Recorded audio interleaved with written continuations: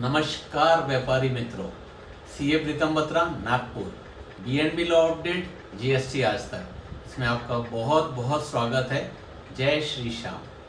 मित्रों, आज देखो हम तीसरे दिन फिर मिल रहे हैं। पता नहीं ऐसा क्या होते जा रहा है कि मुझे रोज आपसे मिलना पड़ रहा है। और आज जो विषय लेके आया हूँ वो तो बड़ा अजीब ही आ गया। ऐसा कभी सोचा नहीं था कि आज फिर प्लान वीडियो बनाना पड़ेगा, बट शायद जीएसटी वाले चाहते ही हमारे साथ कुछ ऐसा है कि हम कुछ रोज बातें करें। आज एक ऑल ऑफ सडन ना कोई जीएसटी काउंसिल में एडवाइज, ना काउंसिल में पास हुआ, ना कोई फाइनेंस मिनिस्ट्री में कुछ हुआ, ना बजट में कुछ आया, ना कोई ट्विटर आया। ऑल ऑफ सडन एक एडवाइजरी आ गई जीएसटी पोर्टल पे कि आज दिनांक 3 तारीख को एडवाइजरी आ गई IMS, इनवॉइस मैनेजमेंट सिस्टम। एक नया कंसेप्ट सरकार ने ला दिया। नया कंसेप्ट क्या है? यह है तो कंसेप्ट बहुत पुराना, बट उसको 7 साल बाद इम्प्लीमेंटेशन में लाया गया। क्या कहा जाता है, वो पुरानी बोतल में नया शराब, ऐसा कुछ कंसेप्ट शायद यहाँ लाया गया। तो मित्रों, उसी विषय पे आज मैं समझाऊंगा कि एक नया नियम IMS, इन्वेंट्री मैनेजमेंट सिस्टम, 1 अक्टूबर 2024 से सरकार लागू करने जा रही है। इसमें क्या होने वाला है, बहुत इंपॉर्टेंट है, वो समझ जाइए। मैं एज्यूम करता हूँ कि आप सब लोगों को जीएसटी समझता है और जीएसटी के रिटर्न सबको समझते हैं। GSTR 1 क्या होता है, GSTR 2A क्या होता है और वो क्या कंसेप्ट्स कैसे होते हैं। उसी पॉइंट को लेते हुए, एज्यूम करते हुए मैं आगे चल रहा हूँ। अब सरकार ने नया नियम क्या ला दिया है, यदि मैं मेरे इनवॉइस, मेरे आउटवर्ड इनवॉइस, मेरे सेल बिल GSTR 1 के लिए सेव करता हूँ पोर्टल पे, तो मेरे रेसिपिएंट को, मेरे कस्टमर को वो बिल इनवॉइस दिखेंगे और उसको ऑप्शन दिखेगा क्या, एक्सेप्ट, रिजेक्ट, पेंडिंग। वो चाहे तो ये बिल को एक्सेप्ट करेगा, ना चाहे तो ना करे, या तो पेंडिंग रख दे, कुछ अगर मैटर डिस्प्यूट है तो। अब ये इससे होगा क्या?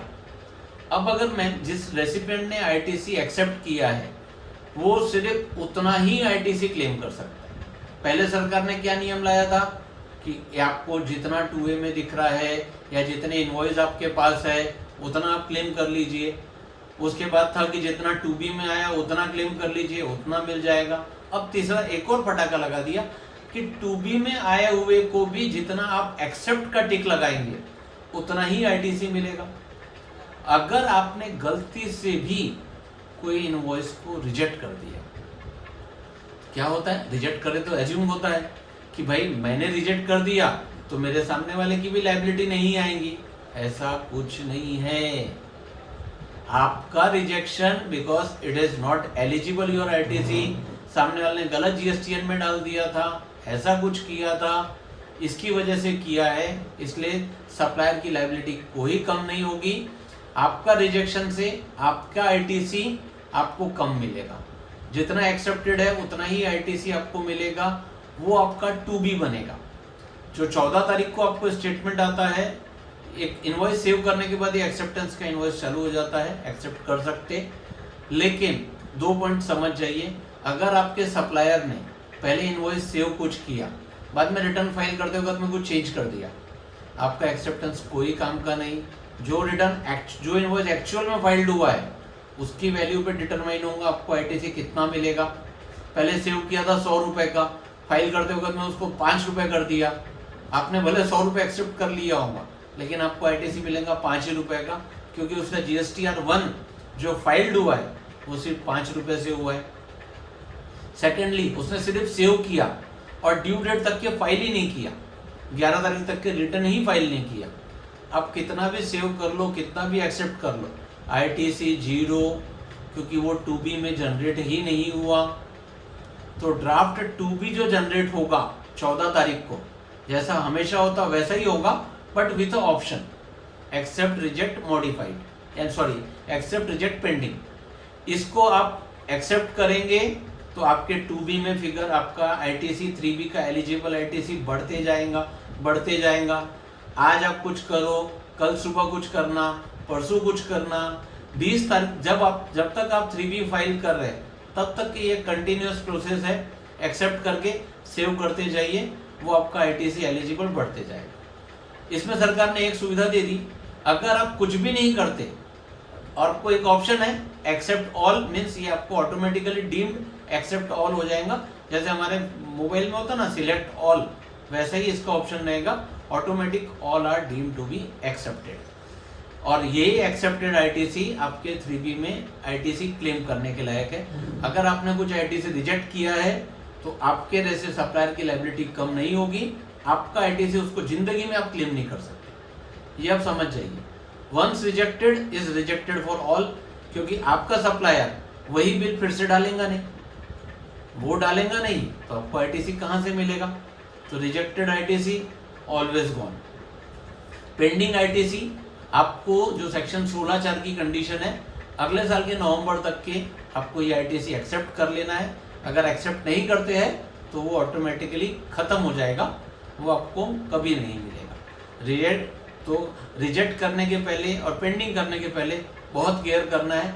ऑल एक्सेप्टेड कर दिया तो आपके सप्लायर को ये दिखेगा कि आपने क्या एक्शन लिया, वो इससे आप पे क्लेम लॉन्च कर सकता है कि ये आईटीसी आपने क्लेम किया। पहले ये दिखता नहीं था कि मेरे बिल को मेरे कस्टमर ने क्लेम किया कि नहीं किया। अब सप्लायर को ये दिखेगा कि उसका कस्टमर आईटीसी क्लेम कर रहा, रिजेक्ट कर रहा कि पेंडिंग कर रहा। अब मित्रों इसमें जो इशू है वो मैं आपको बहुत अच्छे समझाना है। एक छोटा पेंडिंग है, छोटा इशू है कि ये मंथली करना है आपको। जब तक कि आप 3B फाइल करते तब तक कि आप कर सकते। एक बार आपने 3B फाइल कर लिया तो all are deemed to be accepted, उसमें आपको कोई तकलीफ नहीं। क्वार्टरली अगर आप QRMP डीलर है तो आपको 3 महीने में एक ही बार ये जनरेट करना है और एक ही बार ये करना है। ये तो सारी सिंपल बातें हैं जो पहले भी थी ओल्ड नियम में, GSTR 123 में ये वैसा ही था। अब इसमें कुछ इशू मुझे समझने लायक है जो मैं मेरे इस वीडियो के माध्यम से सरकार तक के पहुंचाना चाहता हूँ। कि पहले ये नियम हो सकता था कि मैं 2B से ज्यादा आईटीसी क्लेम कर लूं, कि मैंने कोई आईटीसी पहले 2B में आया था लेकिन मैंने उसको क्लेम नहीं किया था क्योंकि वो गुड्स मेरे को मिला नहीं था या कुछ इशू चल रहे थे, वो पुराने बिल थे, उसको मैंने इनवॉइस वाइज कहीं रिपोर्ट नहीं किया और वो आईटीसी मैंने क्लेम नहीं किया। अभी के 2B में मेरा पहले का नॉन क्लेम आईटीसी 1 करोड़ रुपए का था, अभी का 2B में आईटीसी आया है मेरा 1.5 करोड़ रुपए का। ये मैंने पूरा 1.5 करोड़ एक्सेप्ट कर लिया, लेकिन मुझे मेरा पुराना भी तो 1 करोड़ क्लेम करने का बचा है जो मेरे पहले 2B में एक्सेस आ चुका है, चाहे बैंक चार्जेस है या कोई भी वजह से है जो मैंने पहले एक्सेप्ट नहीं किया था। मुझे नहीं मालूम था कि वो मेरे है कि नहीं है, या गुड्स नहीं रिसीव्ड हुए थे, कुछ भी डिस्प्यूट चल रहा था। आज मैं उसको क्लेम करना चाहता हूँ बट यहाँ तो मेरे पास ऑप्शन ही नहीं है क्योंकि मैंने उसको एक्सेप्ट ही नहीं किया, तो मैं कैसे क्लेम करूंगा। तो first point looks to be this, your ITC for current month can not exceed the auto drafted 2B and accepted invoice by you. आपके ऑटो ड्राफ्टेड 2B और एक्सेप्टेड इनवॉइस से आईटीसी ज्यादा नहीं हो सकता, इवन तो आपका पुराना पेंडिंग है तो भी। ये पहला अंडरस्टैंडिंग आ रहा। दूसरा, अब मेरे सप्लायर को मालूम पड़ जाएगा कि मैं एक्सेप्ट कर रहा हूँ कि नहीं कर रहा हूँ, तो ये थोड़ा तो लिटिगेशन का इश्यू है। पहले ये मुझे इनवॉइस वाइज को रिलेशन नहीं था, सप्लायर को रिपोर्टिंग नहीं थी, अब वो आ जाएगी। थर्ड है, अगर लायबिलिटी, एक बड़ा पॉइंट है कि मैंने क्रेडिट नोट डाला है, मेरी लायबिलिटी कम कर गया और मेरे रेसिपिएंट ने उस क्रेडिट नोट को रिजेक्ट कर दिया। अब उसको एक्सेप्ट तो पूरा करना चाहिए, उसके लिए जो जो काम का आईटीसी था वो क्लेम कर लिया, क्रेडिट नोट से उसका आईटीसी कम हो रहा था, उसने उसको रिजेक्ट कर दिया, तो वो अगले महीने में मेरी लायबिलिटी बन जाएगा, यानी ऑटोमेटिकली क्रेडिट नोट पर कंट्रोल आ गया। वंस क्रेडिट नोट, एक जन का क्रेडिट नोट दूसरे के लिए रिवर्सल ऑटोमेटिक बनेगा। अगर उसने रिजेक्ट कर दिया तो ये सप्लायर की अगले महीने की ऑटोमेटिक लायबिलिटी आ जाएगा। सप्लायर ने पहले GSTR 1 में 100 रुपए डाला, बाद में 1A में 90 रुपए कर दिया, तो मैंने तो उसको 100 रुपए एक्सेप्ट कर लिया था। अब फिर वो 1A में 90 रुपए हो गया, फिर अब वो अगले महीने के 2B में फिर मेरे लिए अलग रुपए से दिखेगा, फिर वो मुझे समझाना है। मैनुअल इंटरवेंशन कितना बढ़ गया, अब मेरे हजारों इनवॉइसेस हैं तो उसमें वो यूटिलिटी, फिर सारे इनवॉइस को मैनुअली एक एक को एक्सेप्ट करो, कितना इंटरवेंशन होगा। 4 बिल आए पार्टी के, 4 में 2 एक्सेप्ट करना है, 2 नहीं करना है, उसने गलत GSTN नंबर डाल दिया, मैं रिजेक्ट करूंगा तो फिर क्या होगा। फिर उसको नया बिल डालना पड़ेगा क्या? क्या उसके लिए वापस ऑप्शन आता क्या कि वो बिल को अमेंड कर सके? तो ऐसे कई इश्यूज रहेंगे कि मेरा रिजेक्शन से उसको क्या फर्क पड़ने वाला है। सेकेंड, जो सबसे बड़ा इशू है कि इससे हमारा ईज ऑफ डूइंग बिजनेस हो रहा क्या ये ईज ऑफ डूइंग बिजनेस के तरफ स्टेप चल रहा क्या? हाँ? एक कॉम्प्लिकेशन, एक कंप्लायंस, एक कंप्लायंस, एक compliance, everyday new compliance, new concept. Secondly, ये बिना किसी काउंसिल के, बिना फाइनेंस बिल के ऐसे अमेंडमेंट्स आ जाते हैं और ऑल ऑफ सडन ये बोला जाता है कि 1 अक्टूबर से ये चालू किया जाएगा। मेरे भाई, कोई भी नियम को फाइनेंशियल ईयर से चालू करो, एटलीस्ट कुछ तो समझेंगे हम लोग भी कि हमारा पुराना आईटीसी जो नॉट क्लेम्ड है हम उसको क्लेम कर ले, पुराने क्रेडिट नोट जो इशू करना है वो क्रेडिट नोट इशू कर ले। आज तक के हमने सप्लाई किया, अब उसको अगले महीने क्रेडिट नोट डालेंगे और वो हमारा कस्टमर वो क्रेडिट नोट को एक्सेप्ट ही नहीं करेगा, फिर हमारे पे लायबिलिटी आ जाएंगी। तो ऐसे कई अनसुलझे सवाल है जो मुझे आज ही ये प्रेस रिलीज आई है और आज मैंने पढ़ के इसको मार्किंग करके पॉइंट्स निकाले हैं।